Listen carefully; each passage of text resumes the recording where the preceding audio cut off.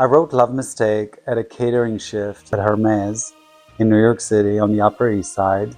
Me and my colleague were standing there serving drinks for people coming into the store. He told me about a wild night he had with his girlfriend out in the city. And then he said to me and my girlfriend were so dumb and drunk last night. You know, dumb and drunk in New York City. And the minute he said that, something inside of me sparked and I was like, that's a really good name for a song. So I ran to the bathroom and wrote it on my notepad. I wrote Dumb and Drunk in New York City, great song.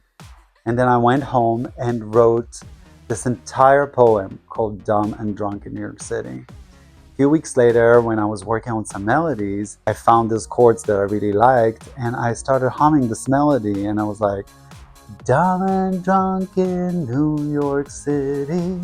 And the more that I was working on the melody, I felt like the song was not supposed to be called Dumb and Drunk. It was supposed to be called Love Mistake.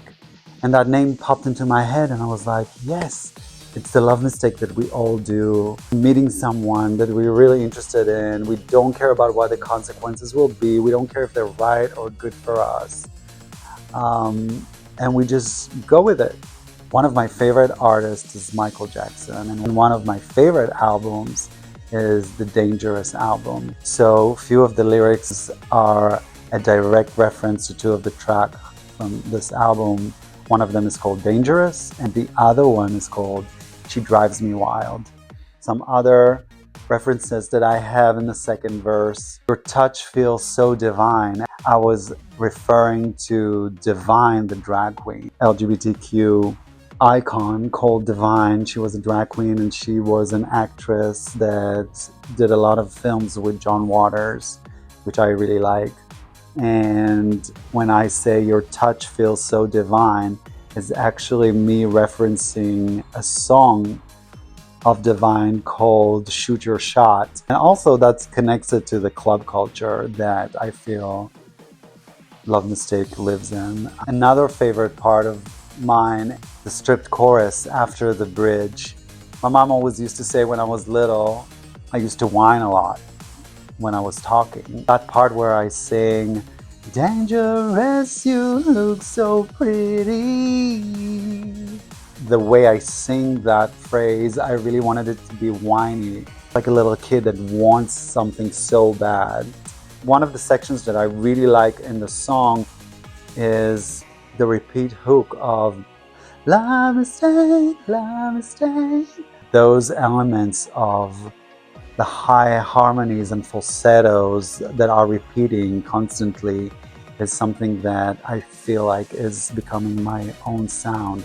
And I love putting it in tracks because I feel like that's the part where the euphoria of the feelings, of everything that I want to convey, of like the late night on the dance floor where you just lose yourself in the sound. Those are those moments that I really love about the track, and the next track has it as well. So it was also very important to me to have hooks in every section of the track. It doesn't make you bored listening to it. There's always something new and special to find out.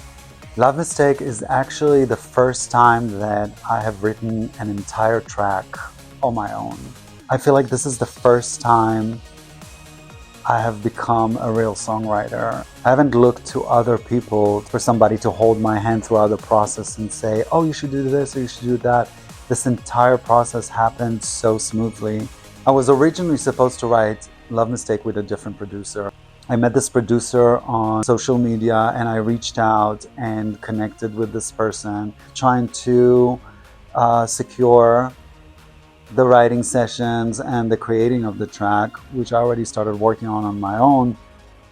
And after putting down deposit to go and fly to LA to work with this person, I received an email out of the blue saying that he had a really bad gut feeling about the project, and I did not understand what happened. Washed his hand off the project without giving me any explanations. It just came out of the blue.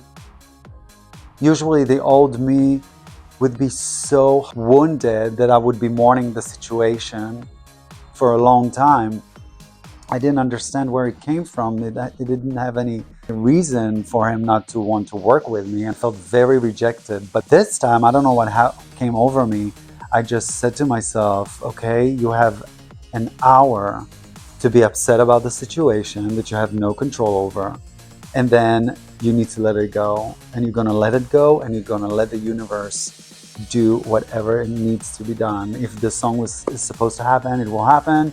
If this song is not supposed to happen, it won't happen. A week later, I met King 80 online, and I reached out, and 2 days later he answered back, and it's all history since then. The song has been flowing like a river. So what you're listening to is the first demo track that I received from King 80. The song structure is pretty much the same as the home demo that I recorded at home. Love Mistake has been such an amazing experience because it really made me discover myself, becoming a writer on my own and trusting my gut feeling and trusting the directions that I was feeling. And I think the song shows it. It flows. It's a very special song to me. It feels like Love Mistake created Kate Daniel, and I'm so thankful it did. I hope you like the song as much as I do.